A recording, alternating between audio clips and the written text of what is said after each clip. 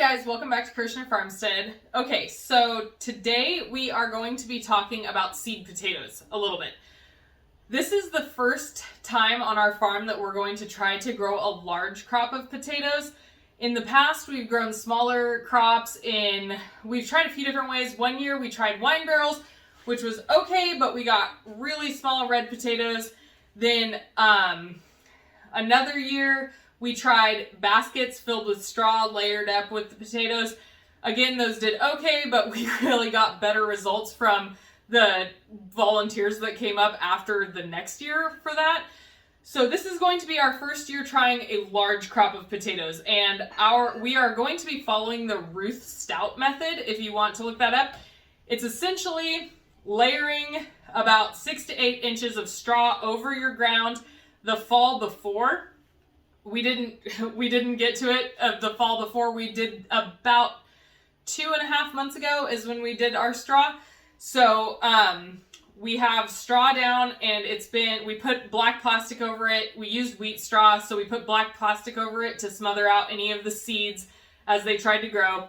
What the way you work with the Ruth Stout method is there is no tilling. So we tilled before we did. Previously, not right before we did the straw, but we tilled last fall, and then we put the straw down where we had already tilled. But what you do is you just put the straw down, it smothers out any weeds that are under there, and then you move the straw away, and the decomposing straw at the bottom fertilizes the potatoes as they grow. So you just move the straw, put it down, you don't dig in the dirt at all. You just put the potato pretty much on the dirt, and then put the straw back over it and let it grow. So we are going to be trying 3 different potatoes. You should not let your potatoes get this far. If you look at these crazy things, they're growing like crazy. But we bought them probably 2 months ago when we did the straw, honestly. And they've been sitting in our food storage room since then. And of course, because if potatoes get absolutely any light to them at all, they will start to grow. So let's talk about the varieties we're going to be planting really quick. We got all certified seed potatoes. You don't have to. It's more than fine to just go to the grocery store and find some, or I would suggest going to the grocery store to get organic potatoes, because the other potatoes have been treated with anti-growth. I don't know if it's a chemical or what, but they put an anti-growth thing on them so that they won't grow as easily. So if you are going to get potatoes from the grocery store, make sure that they are organic, because they'll grow easier. Okay, so let's talk varieties for a second. We have dark red Norland is this one. These are all Wisconsin Badger State brand certified seed potatoes. This is dark red Norland. This one in the front here, which you might not be able to see very well, is a really pretty purple, and it is Adirondack blue. And then this one in the back is a brown potato, and it is Kennebec, and I hope that I am pronouncing that right, but it's as you can see, it's a large potato. So if you have really large potatoes, when you're going to be planting them, you want to cut them and let them sit at least overnight to scab over. Otherwise, when you plant them, they could just rot.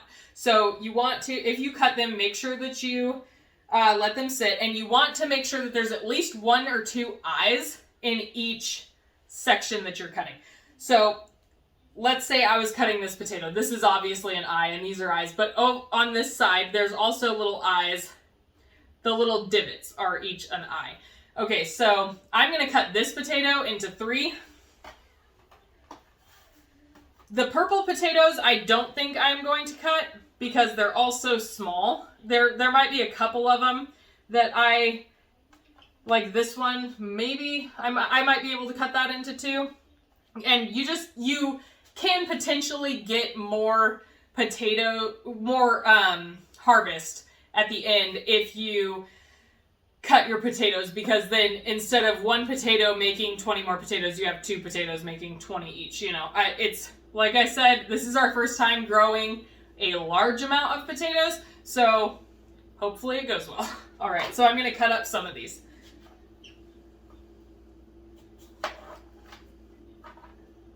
cut it just like that, right? And then set it up so that the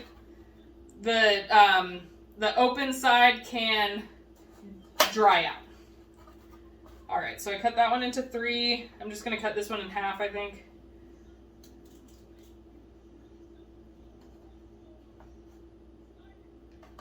If you have any advice on growing potatoes, I would love to hear it, because we like I said, we haven't done the best in the past. So it would be wonderful if you have a surefire way to grow. We are in zone 8A. So if you have any surefire ways to grow potatoes in our zone, please share it with us. We love comments and we love to hear from you guys. All right, you guys, so we will let these sit overnight and scab over, and then tomorrow with Justin, we are going to plant them out. So stay tuned for that. All right, you guys have a good day. Bye. Hi guys, welcome back to Kirshner Farmstead. Today we're going to get potatoes planted. We're about 2 weeks out from our last frost date, so now's the time.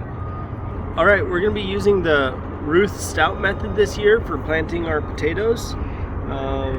So let's get started. All right, so we'll get these down in here. All right, so this is a no-till method, okay? So I'm just loosening up the straw. I'm gonna get them planted below the surface here. See, nice and spread out, okay? And then just get them all covered in there and get them all covered up. Now, as we do this through the season, okay, you have to make sure the potatoes stay covered. So through the season, as the potatoes start to grow and you start noticing them poking through the surface, if you notice them turning green, they're producing like chlorophyll.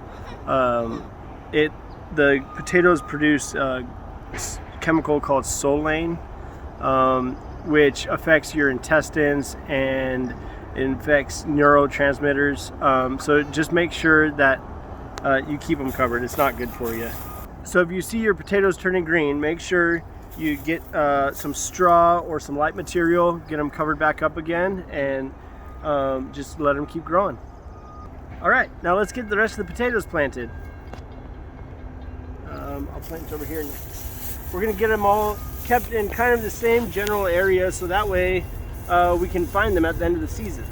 All right, we're gonna lay them out, get them all covered up, and I'll just work my way through. So follow along.